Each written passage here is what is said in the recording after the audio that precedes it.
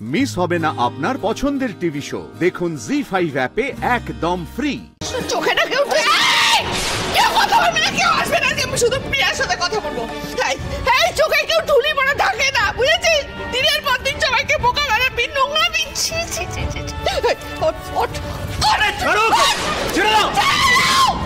আরে কি হয়েছে সেটা বড় পরিষ্কার করে। আমি বলতে পারছি না দাদা, আমাকে ক্ষমা করে দিন, আমি বলতে পারছি না ও কি করেছে, আমার মুখে আসছে না কি করেছে। কাকিমণি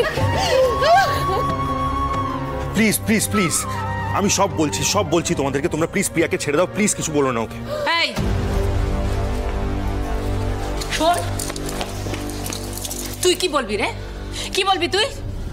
তোর কোনো দোষ নেই, তোর মাথাটা খেয়েই কাজটা করানো হয়েছে, একদম চুপ করে থাকবি। মা, কেউ আমার মাথা খায়নি, তুমি বিশ্বাস করো। প্রিয়ার কোনো দোষ নেই মা, আমি সত্যি সত্যি প্রিয়াকে। এদিকে আয়, হয় মেরে না মুখ ভেঙে দেবো তোমার।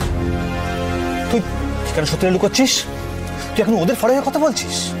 তুই জানিস না এই বাড়িতে কিছু হলে শব্দ আমাদের ঘাড়ে এসে পড়ে? অনেকদিন ধরেই আমার প্রিয়াকে সন্দেহ হচ্ছিল, ওর হাব ভাব কোনোটাই ভালো লাগছিল না আমার। সারাদিন ধরে আমার ভাইয়ের পেছনে ঘুরঘুর করা, খুনসুটির নাম করে ওর মাথা খাওয়া, কোনো কিছু চোখ এড়ায়নি আমার। ওরু, এসব কি ভাষা?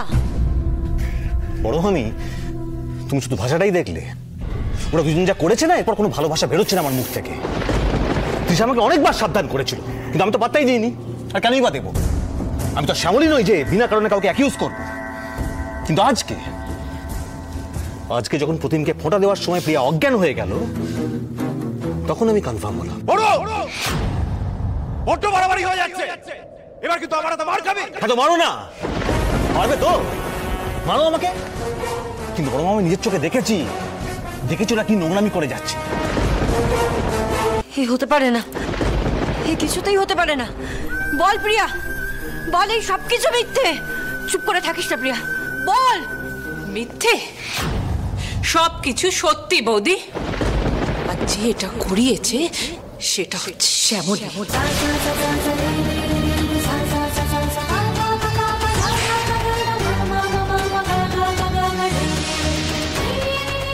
আমাদের বাড়িতে যেটা হয় না বৌদি, সেইটা করেই প্রিয়ার মাথাটা খারাপ করে আমার ছেলেকে পাকে টেনে নামিয়েছে। এই শ্যামলী, ও আগে থেকে সবকিছুই জানতো, তাও মদত দিয়ে গেছে, ইচ্ছে করে মদত দিয়েছে, যাতে আমার ছেলে প্রিয়াকে ওই চোখে দেখতে, ওরকম ভাবে ভাবতে বাধ্য হয়। আসলে কি বলতো, প্রতিম তো পুরুষ মানুষ, তাই মেয়ে ফসলানোর দোষটা প্রতিমের ঘাড়ে এসেই পড়বে, আর আমরা তো আরো বেকায়দায় পড়ে যাবো, আর সেটাই ও চেয়েছে। বলো এইসব মিথ্যে। চুপ করে থেকো না শ্যামলী। শ্যামলী, আপনি জানতেন?